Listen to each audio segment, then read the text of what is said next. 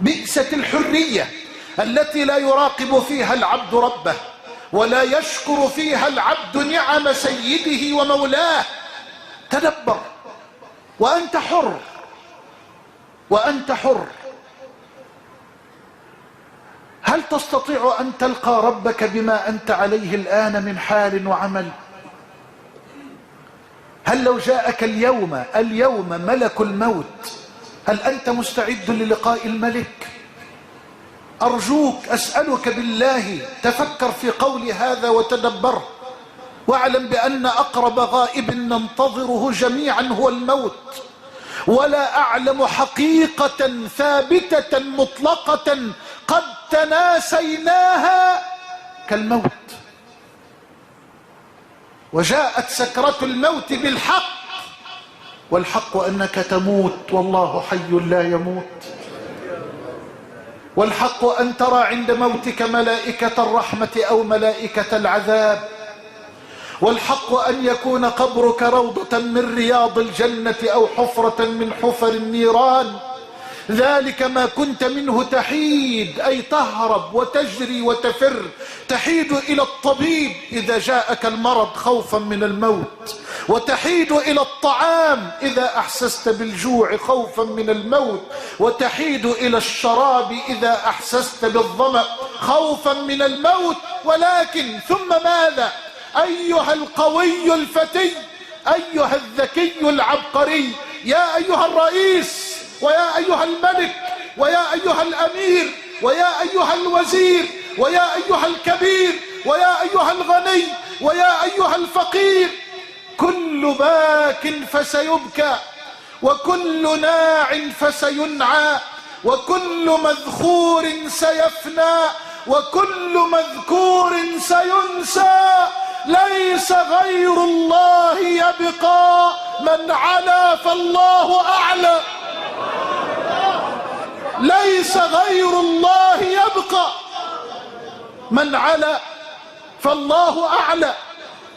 تدبر وتذكر وأفق، وقف اليوم مع نفسك هذه الوقفة، وتب اليوم، بل وتب إلى الله الآن من كل كلمة غيبة، من كل كلمة نميمة، من كل شهادة زور شهدتها، من كل إشاعة كاذبة روجتها، من كل خبر نقلته بلا تثبت. تب إلى الله الآن من كل لقمة حرام دخلت بطنك وأطعمتها زوجتك وأولادك. تب إلى الله الآن من كل مظلمة.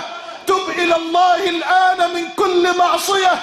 رأيت الذنوب تميت القلوب، وقد يورث الذل إجمالها، وترك الذنوب حياة القلوب، وخير لنفسك عصيانها. يا أيها الناس اتقوا ربكم، إن زلزلة الساعة شيء عظيم. يوم ترونها تذهل كل مرضعة عما أرضعت، وتضع كل ذات حمل حملها، وترى الناس سكارى وما هم بسكارى ولكن عذاب الله شديد. أيها العاقل تذكر وقوفك يوم العرض عريانا، تذكر وقوفك يوم العرض عريانا، مستوحشا قلق الأحشاء حيرانا، والنار تلهب من غيظ ومن حلق على العصاة. المشركون غدا في النار يلتهب، والموحدون بدار الخلد سكانا. قف اليوم مع نفسك. أخاطب اليوم كل مسؤول وكل صحفي وكل إعلامي وكل مصري مسلم أو قبطي. قف مع نفسك اليوم وقفة صدق. هل حالنا الذي نحن فيه يرضي ربنا؟ هل حالنا ينقذ بلدنا؟ لا ورب الكعبة. الأمر لا يحتاج إلى مجاملة، ولا إلى دبلوماسية حوار، ولا إلى ما أسميه بالإتيكيت الفكري، بل يحتاج إلى صدق ومكاشفة ومصارحة حالنا لا يرضي ربنا، وإلا فما نحن فيه الآن بسبب بعدنا عن ربنا وبسبب وشؤم ذنوبنا ومعاصينا وانحرافنا عن منهج نبينا. قال ربنا جل وعلا: ذلك جزيناهم ببغيهم أي بظلمهم. قال جل وعلا: وما أصابكم من مصيبة فبما كسبت أيديكم ويعفو عن كثير. قال جل وعلا: ظهر الفساد في البر والبحر بما كسبت أيدي الناس ليذيقهم بعض الذي عملوا لعلهم يرجعون. أفلا نرجع؟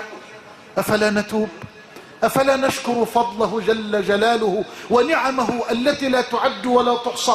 نسينا نعمه ونسينا فضله، وتحرك الكثيرون منا وقد توهموا أنهم هم الذين صنعوا وهم الذين غيروا وهم الذين بدلوا. وقلت بأعلى صوتي منذ 2 اعلموا أننا ما فعلنا شيئا وما صنعنا شيئا ولا نملك أن نفعل شيئا ولا أن نصنع شيئا، بل الفضل فضل الملك.